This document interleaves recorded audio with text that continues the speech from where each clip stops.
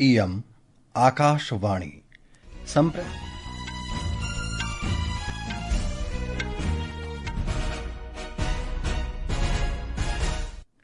सम्प्रति वार्ताः श्रूयन्ताम्।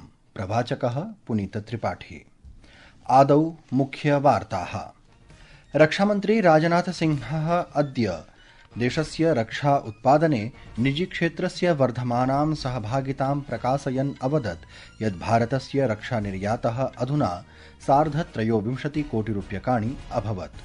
छत्तीसगढ़स्य कांकेर मण्डले 21 माओवादिनः स्वशस्त्रैः सह आत्मसमर्पणं कृतवन्तः। एतेषु माओवादिषु 13 जनाः वरिष्ठाः कार्यकर्तारः आसन्।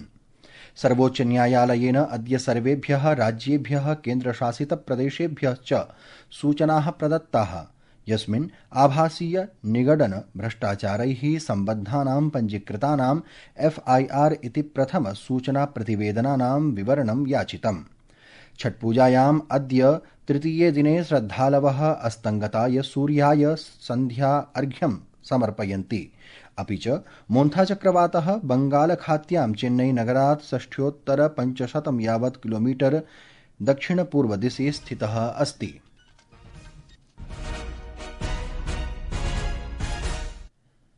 अथ वार्ताः विस्तरेण। रक्षामन्त्री राजनाथसिंहः अद्य देशस्य रक्षा उत्पादने निजीक्षेत्रस्य वर्धमानां सहभागितां प्रकाशयन् अवदत् यत् भारतस्य रक्षानिर्यातः अधुना 23 कोटिरूप्यकाणि अभवत्। नवदिल्ल्यां SIDM इत्यस्य वार्षिकसम्मेलनं सम्बोधयन् मन्त्रिणा उक्तं यत् विगत दशके देशस्य आन्तरिक रक्षा उत्पादनं 1,50 कोटिरूप्यकाणि यावत् वर्धितम्। तथा च अस्मिन् निजीक्षेत्राणां 33,000 कोटिरूप्यकाणां योगदानम् अस्ति। पॉलिसी एडुकेसी से लेकर छोटे बड़े रिफॉर्म्स तक हर जगह हमें SIDM का कंट्रीब्यूशन देखने को मिलता है। रक्षा मंत्रालय के साथ मिलकर SIDM ने defence acquisition procedure 2020, defence procurement manual 2025, defence production and export promotion policy और पॉजिटिव इंडिजिनाइजेशन लिस्ट जैसे कई इंपॉर्टेंट रिफॉर्म्स को शेप देने में बहुत ही महत्वपूर्ण भूमिका निभाई है। ऑपरेशन सिन्दूर इत्यस्य सफलतायाः प्रशंसां कुर्वन् मन्त्रिणा नवान्वेषणस्य, विन्यासस्य, निर्माणस्य च क्षेत्रेषु उद्योगजगतः योद्धॄणां कार्यस्य प्रशंसा कृता। केन्द्रीय गृहमन्त्री अमित शाहः अद्य सूचितवान् यत् छत्तीसगढ़स्य कांकेरमण्डले 21 माओवादिनः स्वशस्त्रैः सह आत्मसमर्पणं कृतवन्तः। सामाजिकान्तर्जालीय पटले श्री शाहः अवदत् यत् 21 माओवादिषु 13 जनाः वरिष्ठाः कार्यकर्तारः आसन्। 26,2000 मार्च मासस्य 31 दिनाङ्कपर्यन्तं नक्सलवादस्य उन्मूलनाय स्वसङ्कल्पस्य विषये प्रवदन् मन्त्रिणा अद्यापि उक्तं यत् अन्येऽपि माओवादिनः यथाशीघ्रम् आत्मसमर्पणं कुर्वन्तु इति।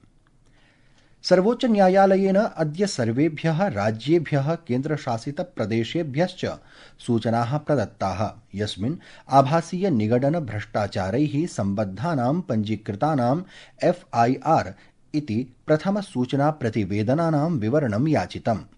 सर्वोच्चन्यायालयेन एतेषां सर्वेषां प्रकरणानाम् अन्वेषणाय CBI इति केन्द्रीयान्वेषण अभिकरणस्य प्रति समर्पयितुम् अपि विचारः कृतः। छठपूजायाम् अद्य तृतीये दिने श्रद्धालवः अस्तङ्गताय सूर्याय सन्ध्यार्घ्यं समर्पयन्ति।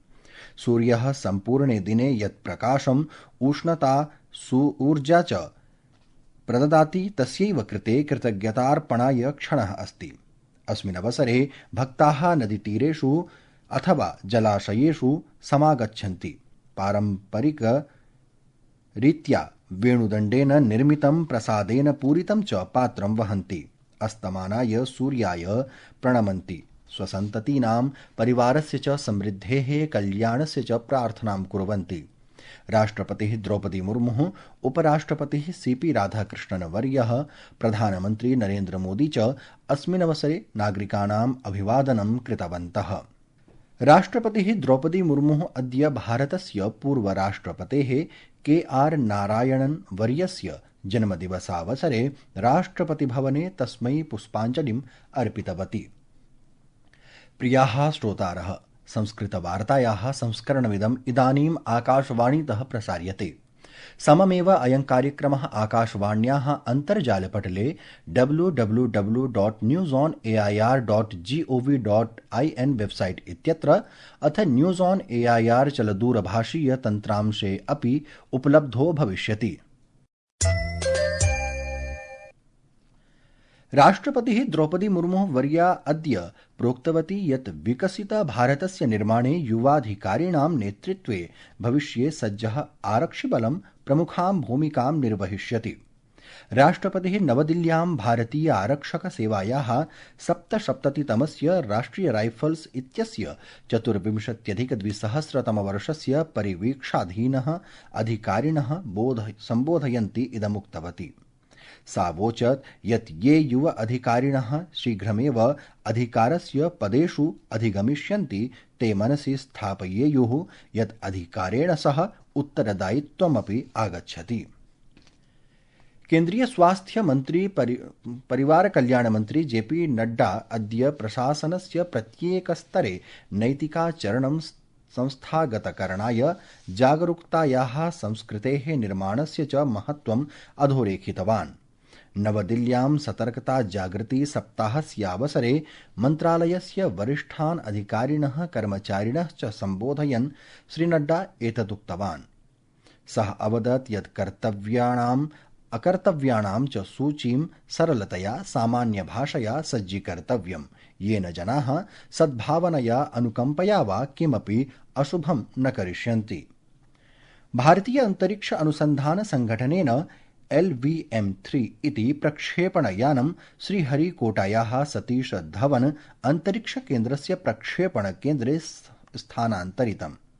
CMS-3 इति सम्प्रेषण उपग्रहेण सह सम्पूर्णतया संयोजितम् एकीकृतं च एतत् प्रक्षेपणयानम् अस्ति, यत् नवम्बर मासस्य 2 दिनाङ्के प्रक्षेपितं भविष्यति।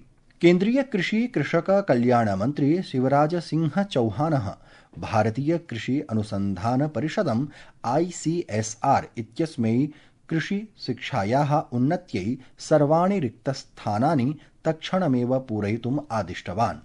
अद्य नवदिल्ल्यां राष्ट्रिय कृषि छात्र सम्मेलनम् अभिसम्बोधयन् मन्त्रिणा इदमुक्तम्। निर्वाचनायोगेन अद्य घोषितं यत् द्वितीयचरणस्य अन्तर्गतं 12 राज्येषु केन्द्रशासितप्रदेशेषु च मतदातृसूच्यां विशेष गहन संशोधनं क्रियते। अद्य नवदिल्ल्यां वार्ताहरान् सम्बोधयन् मुख्य निर्वाचनायुक्तः ज्ञानेश कुमारः अवदत् यत् अस्य संशोधनस्य उद्देश्यं मतदातृसूचीम् इतोप्यधिकं पारदर्शिका दोषमुक्ता च कर्तुमस्ति। सः अवदत् यत् द्वितीयस्य चरणस्य अन्तर्गतं SIR इत्यस्य सञ्चालनं चरणबद्धरूपेण भविष्यतीति। सबने मिलकर मतदाता सूची को शुद्ध बनाने का कार्य किया और नतीजा आपके सामने है। 0 अपील्स, अर्थात बिहार की मतदाता सूची अधिकतम शुद्ध मानी जाएगी। अब फेज 2 12 राज्यों में या संघ शासित प्रदेशों में आरंभ होने वाला है। निर्वाचनायोगः इत्यपि अघोषयत् यत्र यत्र SIR पुनरीक्षणं भविष्यति तेषु सर्वेषु 12 राज्येषु केन्द्रशासितप्रदेशेषु च मतदातृसूचयः अद्य मध्यरात्रौ स्थगिता भविष्यन्ति इति। सः अवदत् यत् एतेषु राज्येषु केन्द्रशासितप्रदेशेषु च BLO इति बूथस्तरीय अधिकारिणः विद्यमान मतदातृभ्यः विशिष्टगणनाप्रपत्राणि पूरयितुं वितरिष्यन्ति। मुन्था-चक्रवातः बंगालखात्यां चेन्नईनगरात् 6,500 यावत् किलोमीटर दक्षिणपूर्वदिशि स्थितः अस्ति। भारतीय राष्ट्रिय महासागर सूचना सेवा केन्द्रस्य अन्तिमप्राप्तसूचनानुसारम् अग्रिमेषु 12 होरासु पश्चिम मध्य बंगालखात्याः उपरि पश्चिमवायव्यदिशं निरन्तरं गम्यमानस्य सम्भावना विद्यते। ततः परं श्वः तीव्रचक्रवातरूपेण भविष्यति इति वार्ताः।